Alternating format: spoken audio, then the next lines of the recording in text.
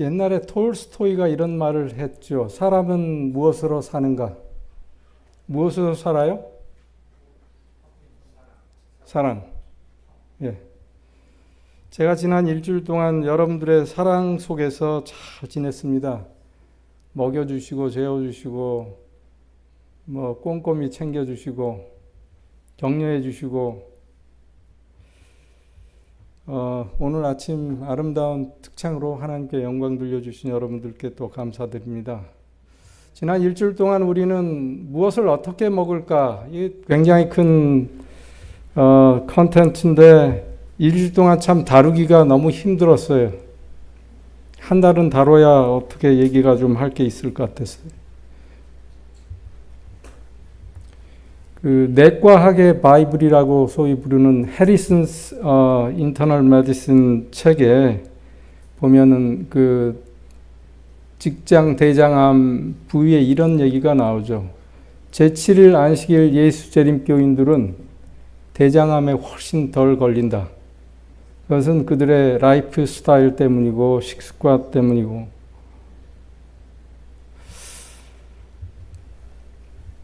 US 뉴스 네트워크에서 100세까지 살 수 있는 11가지 습관들을 소개한 적이 있어요. 거기에 8번째, 안식교인들처럼 살아라.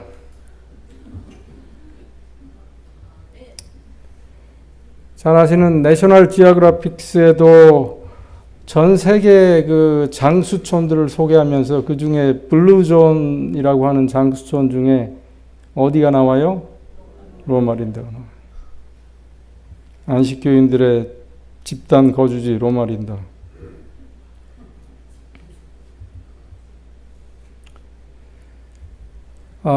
미국의 생활습관의학 학회지에 보면은 2016년도에 미국 캘리포니아에 있는 재림신자 공동체, 그러니까 전체 수명은 미국 전체, 네이션와이드 전체 국민의 평균 수명을 10년을 능가한다. 예, 여러분들이 지난 일주일 동안 공부 많이 하셨는데 한 가지 여쭤볼게요. 10년 더 살기 위해서 우리는 뉴스타트를 하는가?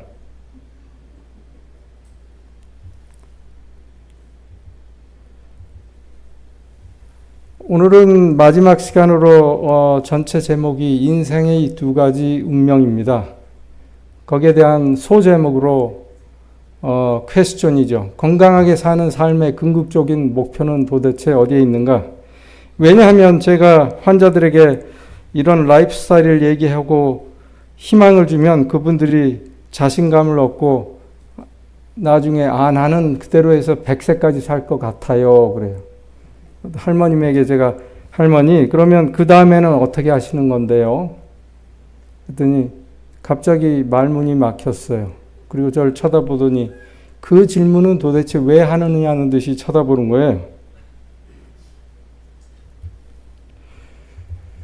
우리가 그 삶의 목표가 있어야 됩니다. 삶의 목표는 결코 죽으려고 사는 게 아니죠. 죽기 위해서 살잖아요. 근데 사실은 모든 사람은 죽어가니까 100세까지 살든 100살을 넘게 살든 결국은 죽잖아요. 그렇다면 우리의 삶의 목표가 결국은 죽음이라는 말인가요? 제가 지난 주 중에 강의 중에 이 말씀을 드렸어요. 성경절 소개한 중에 예수께서 삶이라는 게 먹는 게 다가 아니다. 거기에는 또 뭔가 더 있어 라고 말씀하셨는데 그 답이 마태복음 6장 33절에 나온다고 그랬어요. 혹시 찾아보셨어요? 안 찾아보신 것 같네요. 예수님께서 이 말씀을 하시려고 참새 얘기도 하시고 먹는 거 얘기도 하시고 입는 것 얘기도 하셨는데 너희가 먼저 그의 나라와 그의 의를 구하라. 먼저 그의 나라와 그의 의를 구하라. 그의 나라라고 그러면 하나님의 나라이고 그거는 영생이겠죠. 그럼 그의 의는 무엇인가? 그의 의. 저는 이 하나님의 의, righteousness 또는 어떤 goodness 이거를 생각할 때마다 다시 창세기로 돌아가서 보면은 인류의 시조는 하나님의 righteousness를 잊었어요. 대신에 뭘 선택했어요? My decision. 그래서 결국은 하나님께서 먹지 말라 한 선악과를 내 생각대로 판단대로 먹었어요. 그게 죄죠.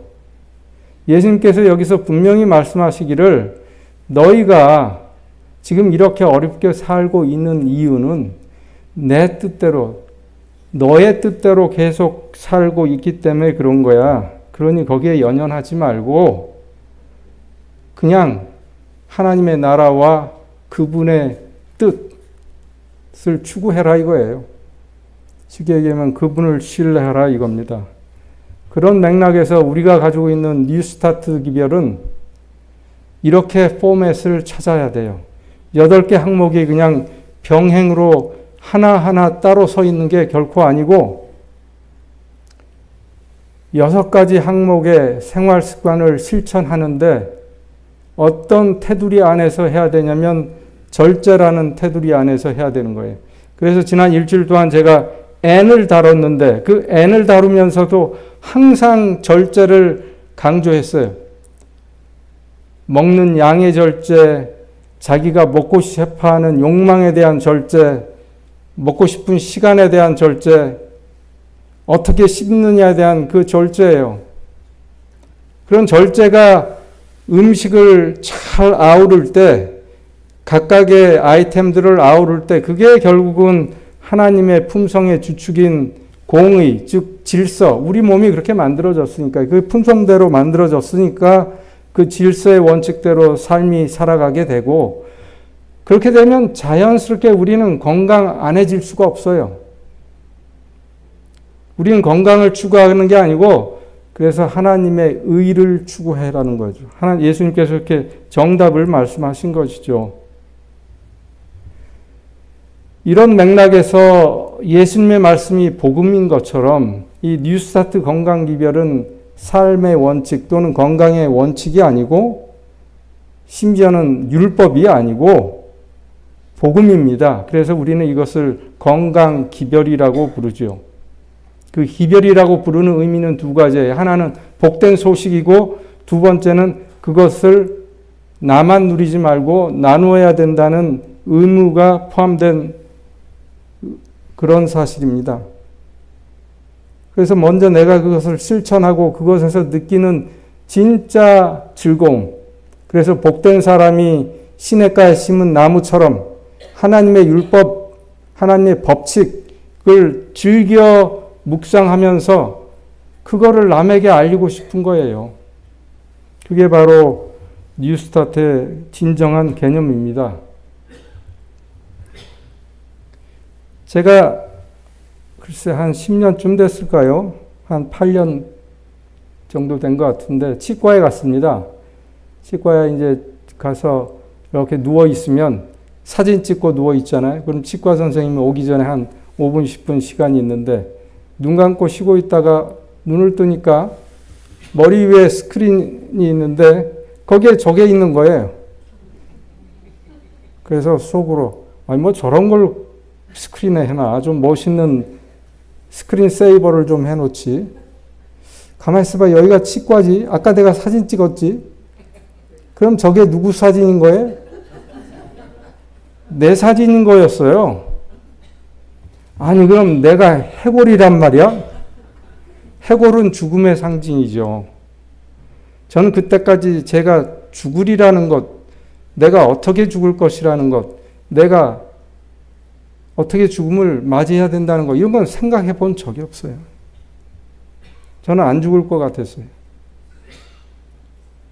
그래서 그걸 보는 순간 이상한 생각이 들면서 한편으로는 야, 내가 죽음에 대해서 한 번도 생각 안 했다는 그 사실이 너무나 이상했어요. 야, 어차피 죽을 걸 왜 나는 한 번도 내 죽음을 생각하지 않고 살아왔나. 그래서 그 다음부터 죽음에 대해서 굉장히 공부를 시작하게 시작했습니다. 그래서 제가 내린 결론은 우리는 평소에 죽음을 꿩처럼 외면하지 말고, 제가 시간이 없어서 꿩 얘기를 생략하겠습니다만, 죽음에 대해서 생각을 해야 되는데 이와 같은 이유들 때문에 그래요. 모두 죽을 것이니까. Man is mortal. 삶의 일부예요. 죽어가는 과정은 삶의 일부입니다. 근데 우리는 그거를 자꾸 무서워하기도 해요. 근데 사실은 제가 이것 때문에 요새 캐나다에서 전 세계에서 가장 많은 안락사가 시행되고 있는데, 환자고 일주일에 한 번씩은 이 문제로 환자들이 저에게 컨설트하고 제가 설명해주고 설득시키고 하는데요. 삶의 종결 과정. 학생으로 말하면 졸업식이에요. 학생이 말하기를 난 졸업은 하기 싫어. 그게 좀 말이 안 되죠? 그럼 또 졸업은 할 텐데 난 졸업식장 가고 싶지 않아. 그것도 말이 안 되는 것 같아요.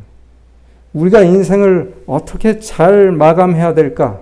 그리고 그 졸업식장을 어떻게 꾸밀 것인가를 생각 안 하고 산다는 것도 조금 이상한 것 같아요. 그렇다면은 진정으로 나는 그 죽는 순간에 어느 편에 설 건가? 죽음이 나를 선택하게 할 것인가? 내가 죽음을, 종류를 선택할 것인가? 가장 중요한 건 말이죠. 우리가 지금 제가 죽음 얘기를 하니까 갑자기 여러분들이 숙연해지시는데, 일주일 동안은 잘 살고 건강하고 암을 고치고 당뇨병 치유하고 살 빼고 다 얘기하다가 갑자기 죽음 얘기를 하니까 표정들이, 우리의 죽음을 결정하면 지금 나와 이어지는 그 일직선상이 이 세상에서 가장 행복하고 가장 건강한 삶이 될 수가 있어요. 우리 삶은 목표를 향해 가기 때문에 그렇죠. 그래서 예수님께서 먼저 그의 나라와 그의 의를 구하라고 하신 말씀은, 거기에 목표를 정해놓으면 여기와 나 현재 상태와 인류라고 얘기하지 맙시다. 나의 태어나기 전부터 내가 인생살이 하다가 어떻게 하나님을 만났고, 그래서 우리의 삶이 어떻게 변화되고, 그래서 우리가 어떻게 죽고 우리가 또 어떻게 영생할 것인지까지 다루는 게 성경이에요. 그렇기 때문에 우리는 성경을 나의 삶의 동반자로 생각을 안 할 수가 없는 거예요. 거기에 내 인생이 거기에 적혀 있으니까. 창세기에 보면 인류가 죄를 짓고 하나님께서 이런 말씀을 하세요. 너는 흙이니 흙으로 돌아갈 것이니라. 이제 저도 옛날에 그랬지만 많은 분들이 이 대목을 인류에 대한 사망 선고라고 이해를 하지요. 근데 저는 창세기를 제일 좋아하는데 읽고 또 읽고 하면서 제가 내린 결론은, 이거는 죄에 대한 형벌 내지는 사망 선고가 아니에요. 왜 그러냐면은 마치 그리스 신화의 어떤, 제가 그 주인공 이름을 잊어버렸는데, 제우스 신에게 잘못을 해가지고 큰 바위를 산에 올려놔야지만 돼요. 그러면 바위가 또르륵 내려오고 또 올리고, 인류의 시조가 하나님의 뜻대로 살지 않고 내가 알아서 선과 악을 구분하겠습니다.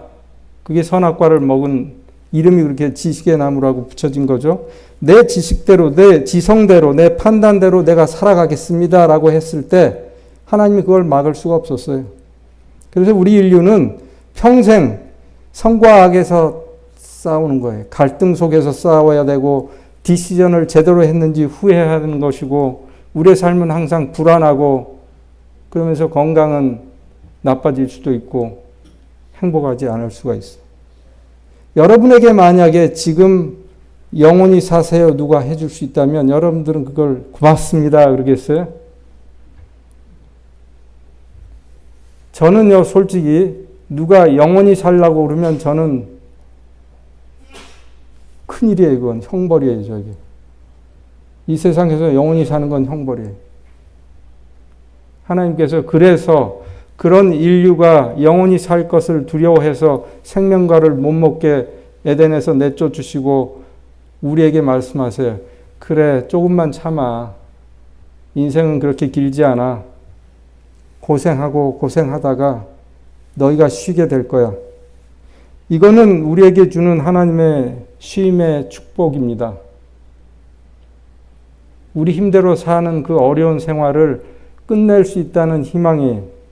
그렇기 때문에 우리가 이 사실을 하나님을 즉 신뢰한다면 아까 보여드린 건강 기별의 가운데 있는 핵심, 하나님을 신뢰함. 그 하나님을 신뢰하는 우리의 삶을 통해서 절제의 틀 안에서 결국은 하나님의 품성을 담고 우리가 하나님을 신뢰하게 된다면 죽음을 주시는 하나님께 진짜 우리는 찬송해야 돼요.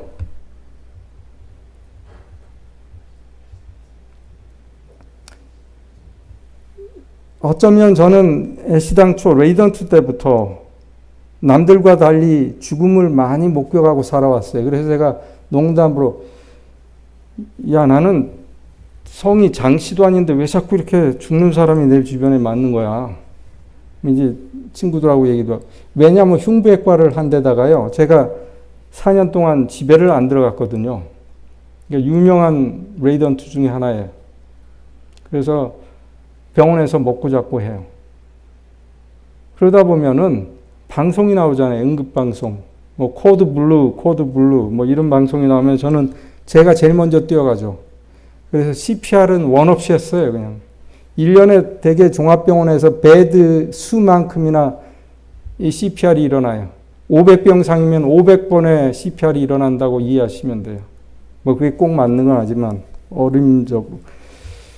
그러면 그렇게 하면서 그 부분에 대부분의 사람들이 돌아가시는데 그런 죽음을 제가 목격하면서 나름대로 무슨 감이 느껴졌어요.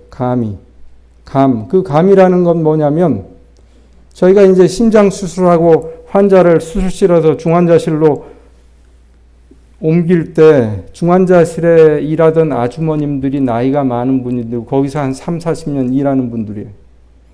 그분들이 문을 열어줍니다. 중환자실이 그때는 그 병원에 철문이 있었는데 그걸 열어주면서 이 스트레치 그 카에다가 우리가 환자를 싣고 그냥 막 여러 명이 밀고 들어가는 걸 딱 보면서 한 번은 어떤 아주머니의 시선과 마주쳤는데 그 아주머니가 이러는 거예요. 결국 그 환자는 죽었어요. 그 아주머니는 하도 봐서 중환자실에 들어오는 환자들 하도 봐서 아유 때깔이 안 좋아 이 얘기에 죽을 것 같아.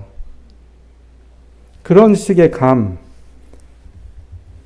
여러분들 이 의료 사회에서 의사들의 사회에서 의료계에서 사망을 정의하는 게 굉장히 어려웠습니다. 사실은 우리가 사망을 정의한다는 게 그러니까 즉 사망을 선고하기 위해서 사망의 정의가 나와야 돼. 데피니션이 어떤 경우가 사망이야? 이분은 그럼 사망 선고를 할 수 있는 거야? 아니면 아직 기다려야 돼? 이게 그렇게 간단치가 않아요. 옛날에는 호흡이 멎고 심장이 있으면 아 이분 돌아가셨습니다 그랬어요. 그랬더니 어떤 일이 일어났어요? 장례 치르고 있는데 사람이 깨어나는 거죠. 그런 일이야 뭐 없지 않아 있었어요. 진짜로 사실로. 그러면 과연 우리가 죽음을 심장이 쓰고 호흡이 멎은 거를 죽음으로 하느냐? 그러면 물에 빠진 사람이 심장도 섰고 호흡이 멎어서 꺼내가지고 심폐소생술해서 살렸으면 아 누구한테 내가 죽은 사람을 살렸다 이렇게 얘기할 수 있어요? 사람이 부활했다라고 얘기할 수 있어요? 그게 결코 아니잖아요. 그래서 심폐사는 결국은 디클라인 되고 이제 뇌사설, 소위 말해서 뇌사라는 게 뭐예요? 뇌가 죽었다 아닙니까? 뇌 모든 기능이 소실되고 심지어는 심장이 잘 뛰고 있더라도 뇌가 도저히 회복 불능이면은 의사들이 2명이 합의 전 세계적으로 해서 뇌사설이 사망 선고의 조건입니다. 또 그렇게 한 데는 2가지 이유가 있어요. 심장이 뛰고 있는데 어떻게 죽은 거예요? 혈액순환이 잘 되고 모든 메타볼리즘이 세포가 불구스레하고 얼굴도 피부가 좋은데 어떻게 죽은 걸로 치냐 말이에요. 그렇지만 그렇게 하지 않을 수 없는 이유는 그런 환자들을 죽었지 않았다고 인공호흡기를 달고 있으면 중환자실은 그런 환자로 수개월 내에 꽉 차고 진짜 살 수 있는 중환자는 들어갈 자리가 없어요. 그게 첫 번째 이유. 두 번째는 심장이나 간이나 콩팥이나 각막이나 이런 장기, 인공 장기를 쓸 수는 없고 뭔가 이렇게 공여를 받아야 되는데 산 사람에게서 떼올 수 있는 장기는 드물잖아요.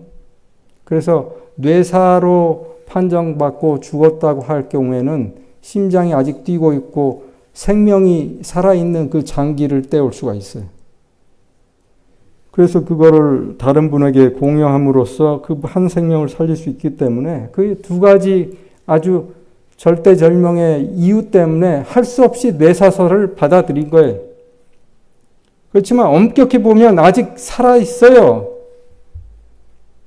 그래서 이 둘 다 우리가 사망을 제대로 이해하지 못하고 만드는 사망 선고일 뿐입니다. 그러면 진짜 사망은 어디에 있을까요? 제가 레이던트 때요, 아마 2년 차 때쯤 됐던 것 같아요. 그때도 집에 안 가고 이제 병원 숙소에서 자다가 일요일 날 아침에 응급실에 콜이 나왔는데 어떤 아이가 집 앞 연못에 빠진 거죠. 얼마나 오래됐는지 보호자가 몰라요. 그러니 이 아이가 심폐소생해도 살아날지 안 살아날지 누구도 몰라요. 그렇지만 한번 해봐야 될 거 아니에요. 그래서 저는 열심히 심폐소생을 하고 그 아이를 꼭 살리고 싶었어요. 얼마나 어처구니 없는 사고입니까? 부모는 심정이 어떻겠어요? 아침 7시 시작한 심폐소생이 10시가 돼도 전혀 레스폰스가 없어요. 근데 10시쯤 되었을 때 제 등 뒤에서 어느 분이 제 등을 쳤어요. 툭툭 치면서 손 선생, 북망산 넘어갔네. 그게 무슨 뜻인지 아시죠, 여러분들? 연세 있으신 분들은 알 거예요. 북망산 넘어갔네. 그러니 뭐에 그만하라는 뜻이에요. 이제 한 교수님이 회진 왔다가 그걸 보고 물끄러미 한 10분 관찰하시고 내린 결론이죠. 북망산을 넘어갔다. 그래서 그때는 제가 이제 그 북망산, 그래, 그만하라는 의미인가 보다 했고, 과연 진짜 사망이 무엇인가? 왜 심폐소생을 해도 전혀 돌아오지가 않는가? 그래서 진짜 사망에 대한 공부를 하면서 그때를 회상하고 이제야 깨달았어요. 진짜 사망은 모든 세포에서 호흡이 끊어지는 거예요. 우리 목구멍을 통해서 들어가는 호흡, 이 호흡이 끊어지는 게 아니라, 물론 물에 빠지면 호흡 끊어지는 일 많죠. 그런 호흡이 아니고 세포에서의 신진대사, 산소가 들어가고 우리가 먹은 포도당이 산화되는 그 신진대사, 호흡, 그 호흡이 끊어지면 세포는 죽게 되고 세포가 죽으면 다 죽은 거예요. 그게 바로 진짜 사망이었던 거예요. 그렇다면 그런 의미에서 제가 돌이켜볼 때 아무리 그렇게 심폐소생을 해도 살지 못했던 많은 환자들을 충분히 이해가 됐고, 그런 환자들을 제가 접할 때마다 뭔가 다른 느낌, 죽은 세포들을 만질 때의 촉감 또는 냄새, 이런 것이 아마도 진짜 죽음의 어떤 그 필링이었구나라고 이제 이해를 하게 됐습니다. 식물계와 동물계 세포를 보시면 저희처럼 아주 대칭으로 돼 있어요. 대칭으로. 그래서 식물계에도 미토콘드리아 있고 클로로필이라고 하는 게 미토콘드리아의 대칭인데 동물계에서 이렇게 에너지가 들어가면 공기 중에 이산화탄소와 뿌리로 오는 물을 합쳐서 뭘 만들어요? 카보하이드레이트와 옥시젠을 만들어줘요. 그러면 우리 동물 세포는 그 카보하이드레이트를 먹고 포도당이 되고 이제 여기서 신진대사가 일어난다고 그랬죠. 그 다음에 우리가 들이마신 산소와 합해서 산화가 일어나요. 그게 신진대사고, 그러므로 거기서 에너지가 발생해요. 에너지가 발생해서 각 세포는 살고 우리가 사는 거예요. 그리고는 노폐물로 물과 카본 다이옥사이드, 이산화탄소가 나오고 그걸 우리는 호흡으로 내뿜죠.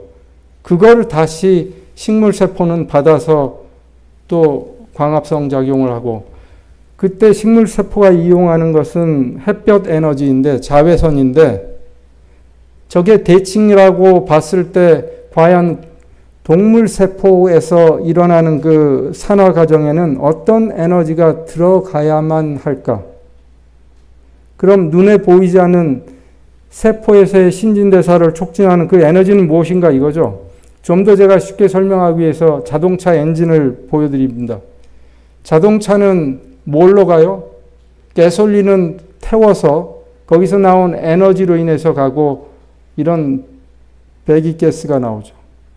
여기에 보면 엔진에 뿜어지는 가솔린 분무를 전기 스파크가 있을 때 폭발이 일어나고 그게 이제 밀면서 미케니컬 에너지가 나오고 수평 운동을 회전 운동으로 캠이 바꾸면서 바퀴가 돌아가는 거예요. 사람은 무엇으로 움직이는가? 음식을 먹고 미토콘드리아에서 산소와 합쳐져서 에너지가 나오는, 그렇다면 똑같은 대칭에서 볼 때 미토콘드리아가 우리가 세포의 엔진이라고 하는데 거기에는 무슨 에너지가 필요한가 이거죠. 그 외부에 무슨 에너지가 있어야지 그게 일어난다 이거예요. 근데 과학에서는 그걸 밝힐 수가 없어요. 눈에 보이지 않으니까. 제가 어제도 말씀드렸죠. 현대 과학에서는 눈에 보이지 않으면 존재하지 않는다. 또는 절대자인 신은 존재하지 않는다. 자연을 우리는 이해할 뿐이다. 이렇게 하는 게 현대 의학이고 과학이에요. 그래서 과연 그 에너지가 무엇인가? 시편에 보면은 하나님께서 우리의 호흡을 취하신즉 우리가 죽어서 본 흙으로 돌아간다. 본래대로 흙으로 돌아간다. 이 죽음의 과정을 설명하고 있어요. 하나님이 취하시는 호흡은 무슨 호흡이에요? 그러니까 미토콘드리아에서 일어나는 호흡이에요. 그 얘기는 역으로 얘기하면 우리가 매일 살고 있는 모든 세포들, 10조 개의 세포들에서 일어나는 미토콘드리아에서의 산화작용, 대사작용은 매 순간 스파크가 주어져야지만 돌아가는 거예요. 엔진이 그때마다 활동하는 것처럼 그렇게 되면 우리는 살아있어요. 이런 설명하면 어떤 교우께서 한 사람당 10조 개씩 그 세포 하나에 또 수십 개에서 100개까지 있는 미토콘드리아 그 합히면 얼마인데 하나님이 그거 하나하나 다 신경 쓸 수 있냐고 그래요.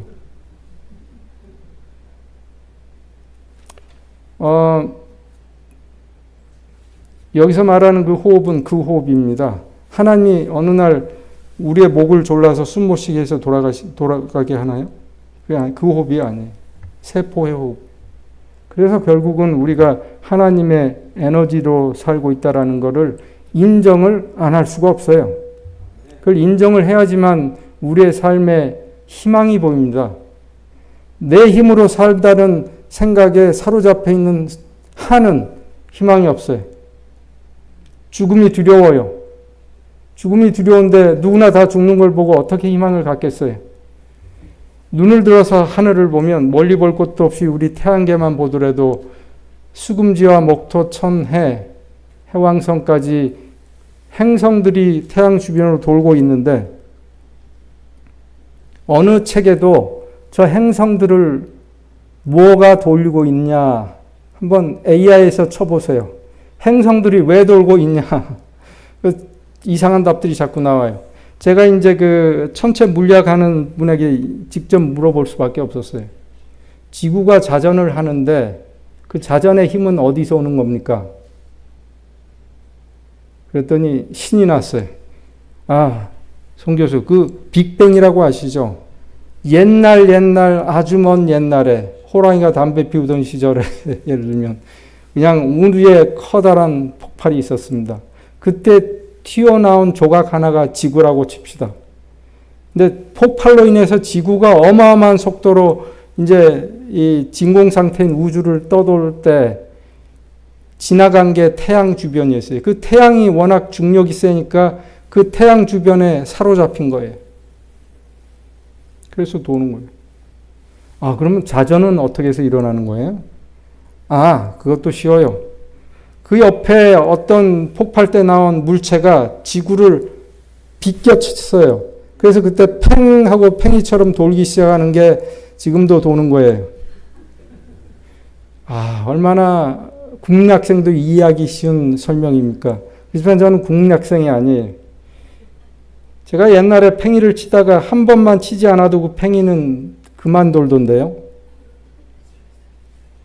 제가 알기로는 6천년 역사상 지구는 1초도 변함없이 태양 주변을 돌고 있던데요. 속도가 느려지지 않아요. 그건 우리가 모르죠. 그건 우리가 왜 그런지 모르죠.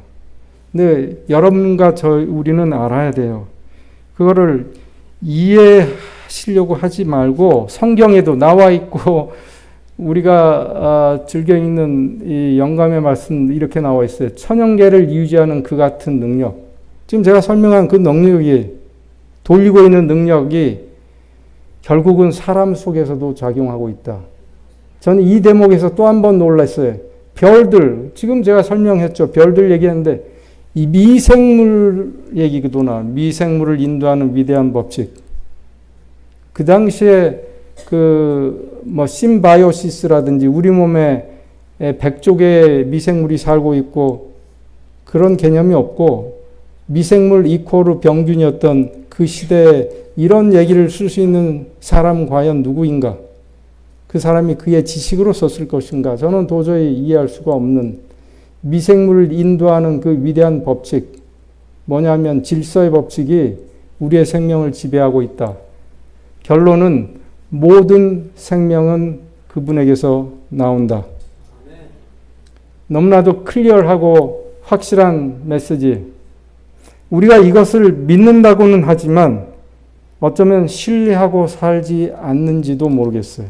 그래서 아직도 우리는 건강을 찾아야 되고 아직도 불안에 떨고 있어야 되고 죽음은 나랑 멀어야 된다고 생각을 하고 있고 죽음을 생각하면 우울해질 수가 있어요.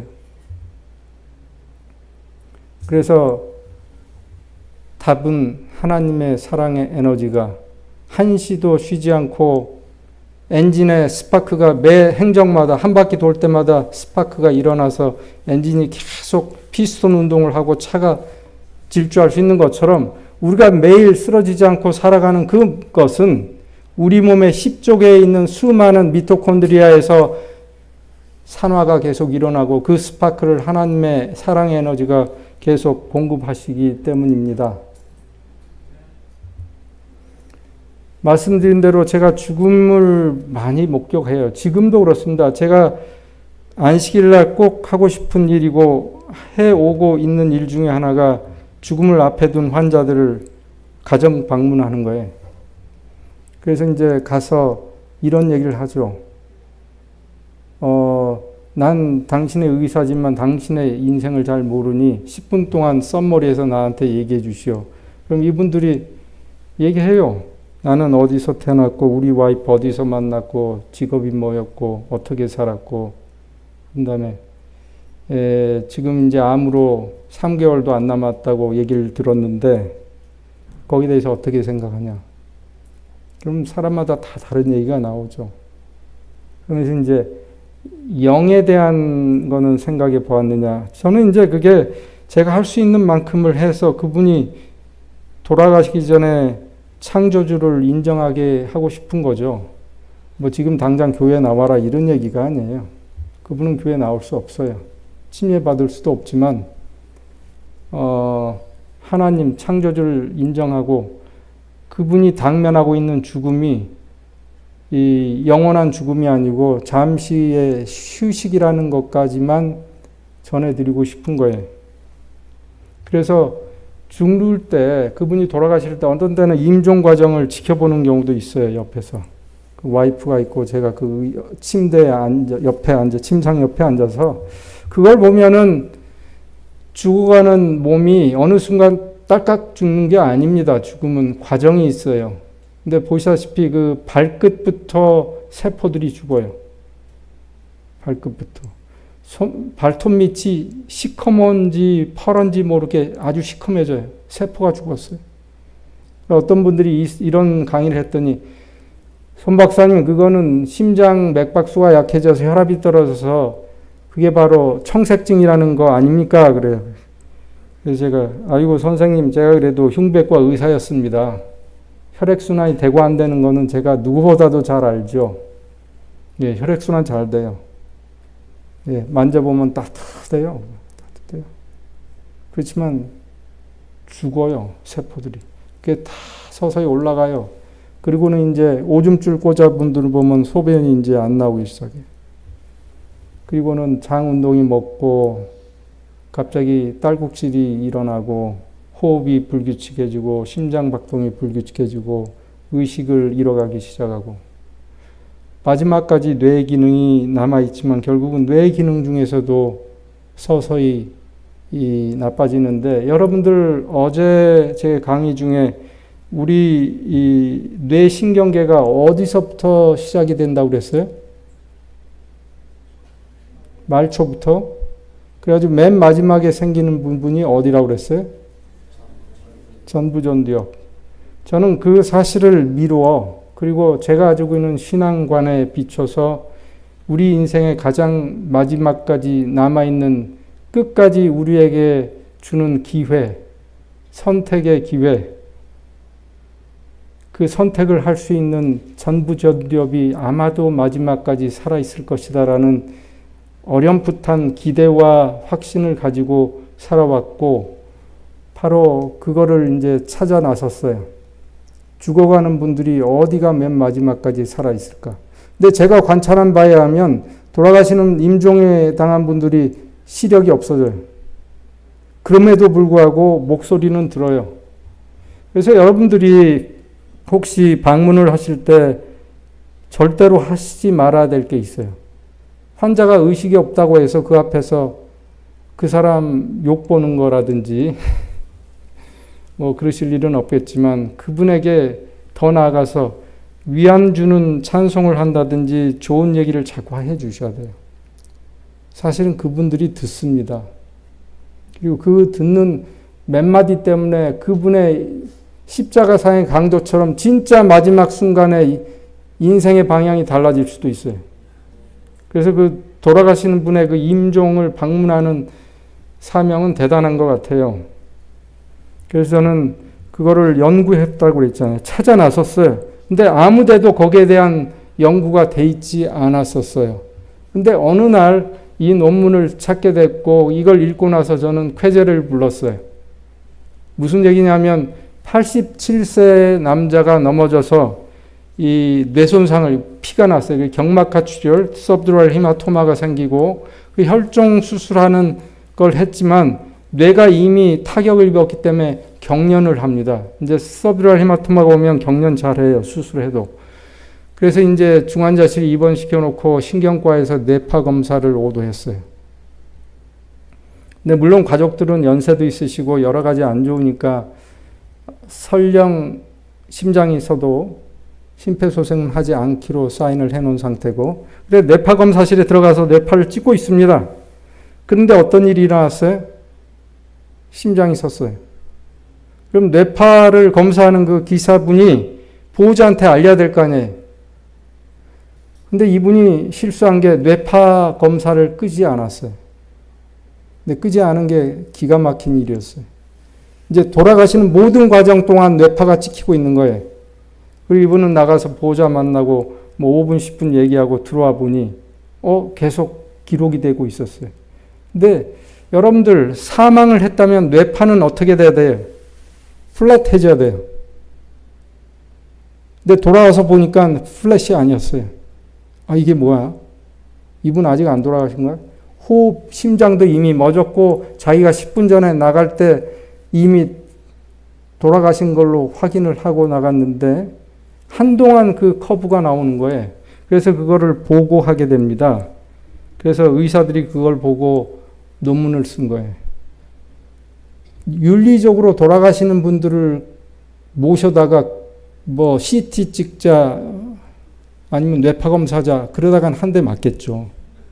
예? 돌아가시는 분한테 놓고. 그런 일은 윤리적으로 있을 수가 없기 때문에 그 영역은 도저히 우리가 알 수 없는 영역이었는데 이 경우는 아주 우연히도 일어난 일이었어요. 그래서 그 뇌파를 보니까 이상한 뇌파가 아래쪽에 이제 설명이 나와요. 근데 그걸 더 자세히 보면 이렇습니다. 그 뇌파가 어떻게 되어 있냐면 두 가지 성격이 전혀 다른 뇌파. 하나는 굉장히 빨리 이렇게 파장이 있는 뇌파, 또 하나는 파장이 굉장히 늦은, 소위 말해서 델타 웨이브가 두 개가 서로 이렇게 꼬여 있듯이 나오는 거예요. 근데 그 뇌파를 검사하는 사람이 그걸 보고, 이거 어디서 많이 봤는데, 결국은 여기서 내린 결론은 이게 언제 우리에게서 나타나냐면 명상할 때. 명상, 회상, 꿈 이런 게 다 전부 전두엽에서 일어나거든요. 즉 결론은 한마디로 얘기하면 죽음의 순간, 심지어는 이때는 심장이 쓴 포스트 카르디악 어레스트라고 저 아랫줄에 나와 있는데 심장이 서고 난 다음에 모든 뇌에서 다 이미 뇌사 상태가 돼서 나머지 뇌파는 하나도 안 나오고 있는데 전부 저두엽에서만 뇌파가 나오고 있었다는 얘기예요. 전혀 호흡도 없고 산소 공급도 안 되는 그 시점에 한동안. 그래서 저는 이걸 보고 역시 맞구나. 그래서 우리의 죽음은 어쩌면 창조주를 결정하는 마지막 순간이고 그 순간은 전두엽은 없습니다. 그래서 그때 꾀를 부릴 수가 없어요. 생각할 수 없기 때문에. 오로지 뭐에 대해서만 결정이 돼요? 내가 평상시에 만든 나의 자유의지, 영의 영역, 전부 전두엽에 남아있는 그 기능이 둘 중에 하나를 선택하는 거예요. 제가 쉽게 말씀드리면. 그래서 우리에게는 두 가지 사망이 있고 그 두 가지 사망을 우리가 무엇을 선택하는가 하는 것은 우리에게 달려있고 그 선택은 돌아가시는 순간에 선택할 수가 없어요. 그때는 의식이 없기 때문에. 영의 영역만 오로지 얼마 동안 살아있을 수도 있어요. 그렇기 때문에 우리는 우리 삶의 선택을 살아가면서 하는 겁니다. 살아가면서. 그러다가 누구나 맞는 그 사망에 도달했을 때, 즉 졸업식에 갔을 때 누구는 우등상을 받고 누구는 그냥 뭐 졸업장만 받는 것처럼. 그래서 저는 우리의 죽음이 나 개인적, 물론 가족들의 입장에선 어마어마하게 서러운 일이고 슬픈 일이죠. 왜냐하면 헤어져야 되잖아요. 아무리 우리가 하나님을 신뢰하고 영생이 있고 재림을 믿고 한다 하더라도 헤어지는데 그게 슬프지 않을 수는 없죠. 그렇지만 죽는 사람 입장에서는 얼마나 평안할까? 왜 그래요? 눈을 감는 순간이 하나님을 만나는 시간에, 왜냐하면 0.1초 만에 느낌으로 0.1초 만에 눈을 뜰 때는 재림이니까. 죽은 사람이 아유 지겨워 왜 이렇게 하나님이 안 오시는 거야 빨리 나를 이렇게, 이런 일이 없잖아요. 그래서 우리는 죽는 순간이 재림의 순간이에요. 그러니 하나님을 고대하고 사는 여러분들이 이 세상에 살면서 내 스스로 사는데 지쳐서 저처럼 믿음이 있는 것 같기도 하고 그런 내가 왜 이런 짓을 하고 있을까 하는 후회도 생기고 창피함도 있다가 다시 또 힘을 내서 살다가 또 실패하고 이런 삶을 반복하면서 언제까지 내가 이렇게 살아야 되나 마치 물속에서 숨이 찬 것 같은 그런 세상살이를 하다가 죽음이 나에게 가까이 올 때는 얼마나 기쁜 거예요. 그래서 우리는 죽음에 대한 개념을 이 두 가지 관점에서 늘 명상을 해야 됩니다. 한 부류에게는 진정한 죽음이고 영원한 죽음이 됐겠지만 한 부류에게는 영원한 삶이 되는 거예요. 제가 좀 아까 설명드린 대로 하나님께서 우리 세포를 계속 살리고 에너지를 주신 분이 결국은 우리에게 휴식을 주시기 위해서 그것을 취하셨을 때는 취하신 다음에 넌 죽었어. 죽음은 그냥 흙으로 가는 거야 라고 내버려 둘까요? 저는 그렇게 생각 안 해요. 죽음은 우리 인간에게 스스로 짊어질 수가 없는 과제예요. 그 죽음을 예수님께서는 take care 하실 거예요. 그래서 데살로니가 전서에 보면 이 사도 바울도 이렇게 얘기를 하고 있죠. 아까 서론에서 너희가 죽음을 제대로 이해하길 바란다라는 의미로 더블 부정문을 쓴 다음에 이같이 얘기하는 거예요. 예수 안에서, 즉 예수님의 재림을 믿는 자들은 설령 죽었어도 하나님이 데리러 오시리라. 근데 여기서 예수 안에서 자는 자들을 예수 안에서 잔다. 그게 무슨 뜻일까? 이미 죽은 사람이 우리가 예수 안에서 산다라는 거는 이해가 되잖아요. 근데 예수 안에서 죽었어요. 죽은 사람이 어떻게 예수 안에 있는지 아닌지 밖에 있는지 어떻게 알아요? 그거를 이제 좀 영어 성경으로 찾아봤는데 asleep, 이제 fallen asleep에 fallen sleep이면 그 순간을 얘기하지만 asleep, A가 붙으면 진행형입니다. 자고 있는 상태를 얘기하는 거예요. 이미 한 시점이 아니라 이어지는 의미가 있고 거기다가 asleep in Jesus가 아니라 through Jesus예요. through Jesus라는 얘기는 그 asleep 하는 내내 예수님이 지켜주신다는 의미예요. 내내 우리가 다시 일어날 때까지 예수님께서 넌 죽었어. 끝. 흙으로 가 있어. 그 다음에 내려오실 때 찾아가지고 이렇게 세워주시는 게 아니고 죽음 자체가 그분 안에서 계속 그분이 테이크케어 해주고 있는 거예요. 우리가 형체가 흙이 됐든 뼈로 남아있든 어떤 상태이든 간에. 그래서 죽음이야말로 그분에게 안기는, 그래서 그분이 우리에게 생명을 다시 주실 때까지 그분 품에 남아있는 그런 뜻을 사도 바울이 설명하고 있고 저는 그게 과학적으로도 충분히 이해가 될 수 있다고 봅니다. 이제 마지막으로 가면서 제가 30분까지 마치면 되겠죠? 네. 하나님이 우리에게 영혼을 사모하는 마음을 주셨다고 그랬는데 또 그걸 영어로 보면 아예 우리 마음에, heart에, 우리의 그 전두엽에 이터니티를 사모하는 마음에 세팅해 놨었어요. 그게 뭐냐면 우리는 영원히 살고 싶어요. 누구나. 사실은 영원히 살려고 그러면 형벌이지만 그래도 죽는 게 싫어요. 100세 된 사람이라고 나 잘 죽었다 이게 아니죠. 영혼을 사모하는 마음. 그걸 왜 주셨을까요? 이거는 창조주가 우리에게 이 세상을 어렵게 살면서 그래도 희망을 잃지 말라는 희망의 메시지. 저게 없었더라면 아마 우리는 쉽게 자살했을지도 몰라요. 그렇다면은 창조주가 우리에게 영혼을 사모하라고 해놓고 그 영혼은 없는 것이었을까요? 그거는 있을 수가 없어요. 영혼이 있기 때문에 우리에게 영혼을 사모하게 해주셨다는 것이죠. 예수님께서 지상에서 3명의 사람을 살리셨지만 나사로만은 유독 뜸을 들여가면서 며칠이 지난 다음에 이미 죽고 난 다음에 늦게서 도착하셨어요. 일부러 성경을 읽어보세요. 일부러 늦게 오세요. 왜 그러셨어요? 우리가 죽은 사람 바로 살리고 죽은 사람 바로 살리면 부활이라는 개념을 캐치를 못할까 봐. 나사로는 완전히 시체가 썩은 다음에 부활을 시킨 거에 살린 게 아니고 부활을 시킨 거예요. 그래서 그리고 나서 예수님은 우리에게 물어보십니다. 너희가 죽어도 내가 부활한 것처럼 살 수 있는 것을 믿느냐?